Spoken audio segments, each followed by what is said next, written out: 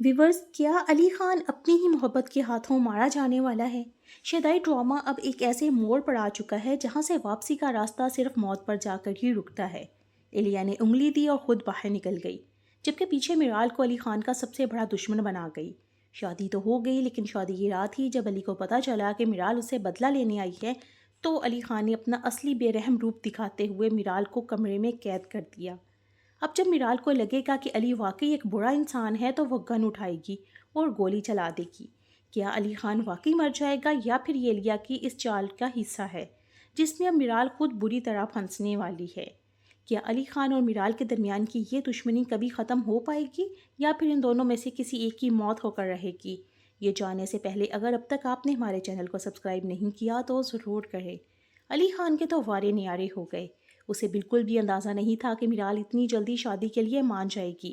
علی خان تو خوابوں کی دنیا میں چلا گیا تھا۔ اسے لگ رہا تھا کہ میرال کو اس کی سچائی پر یقین آ گیا ہے، لیکن وہ یہ جانتا تک نہیں تھا کہ میرال آخر کسی منصوبہ بندی کے تحت اس کے گھر تک پہنچی ہے۔ میرال جیسی بے وقوف لڑکی نے اپنے ماں باپ کی قبر کی مٹی بھی خشک نہیں ہونے دی اور بدلہ لینے کے لیے شادی کا فیصلہ کر لیا۔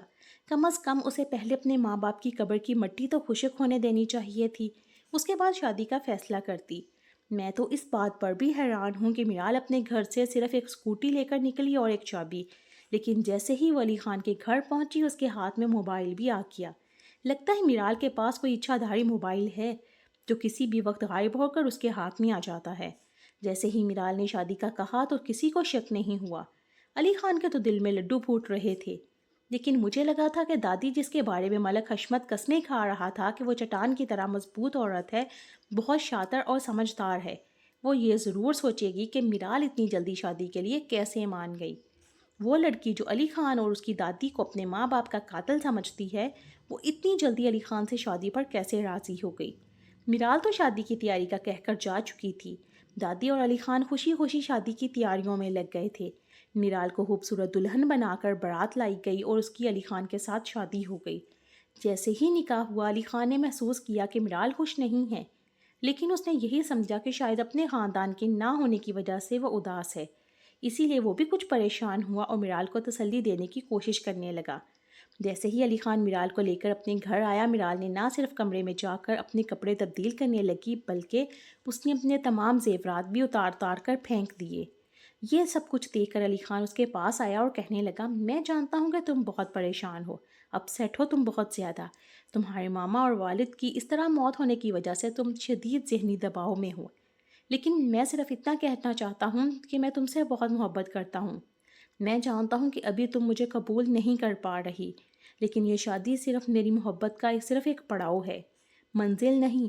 میں کل بھی تمہارا شرعی شوہر تھا اور آج بھی ہوں۔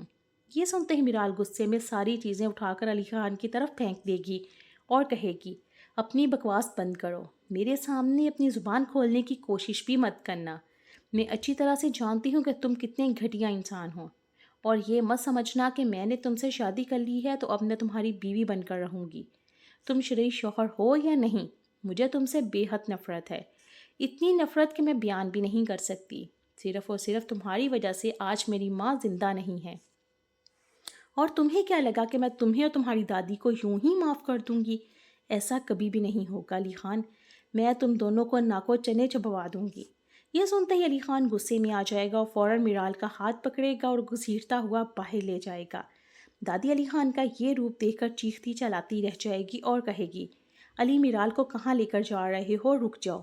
لیکن علی کسی کی بات نہیں سنے گا، وہ میرال کو گھسیٹتا ہوا گھر کے پچھلے حصے میں موجود کوارٹر میں لے جائے گا اور وہاں پھینک دے گا۔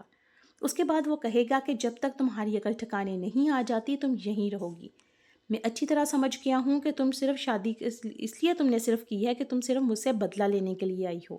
تمہارے اندر جو نفرت پیدا ہو چکی ہے وہ اس طرح ختم نہیں ہوگی، اسے میں خود ختم کروں گا۔ علی خان دروازہ بند کر دے گا، میرال کو وہیں پر چھوڑ دے گا۔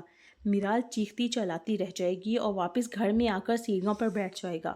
وہ سگریٹ نکالے گا اور اپنے نوکر سے کہے گا کہ جلدی سے لائٹر لے کر آؤ۔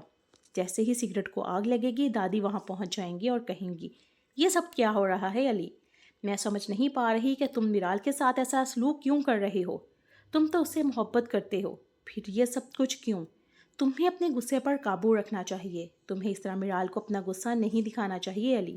تو علی کہے گا میں اچھی طرح سمجھ گیا ہوں کہ میرا آخر چاہتی کیا ہے۔ دراصل غلط فہمیوں نے اسے بہت ہم سے دور کر دیا ہے۔ دادی اس نے بظاہر مجھ سے شادی تو کر لی ہے لیکن وہ نہ مجھے قبول کر پا رہی ہے اور نہ ہی آپ کو۔ میں جان گیا ہوں کہ وہ صرف بدلہ لینے کے لیے یہاں آئی ہے، اس لیے ہم نے اس سے بھی دور رہنا ہوگا، اسے بھی خود سے دور رکھنا ہوگا تاکہ نہ وہ ہم میں کوئی نقصان پہنچا سکے اور نہ ہی خود کو۔ یہ ساری سازش کسی اور کی نہیں بلکہ ایلیا کی ہے۔ میں اچھی طرح سمجھ سکتا ہوں کہ لیکن جب تک میرال کا غصہ ٹھنڈا نہیں ہو جاتا اور وہ اپنی غلطی نہیں سمجھ لیتی تب تک اسے کوئی بات نہیں کرے گا، اسے صرف کھانا پہنچایا جائے گا اور کچھ نہیں۔ دادی یہ سن کر کہیں گی کہ تم غلط کر رہے ہو علی، تم جانتے ہو اس طرح میرال کو یہی لگے گا کہ تم واقعی ایک برے انسان ہو، وہ تم سے اور دور چلی جائے گی۔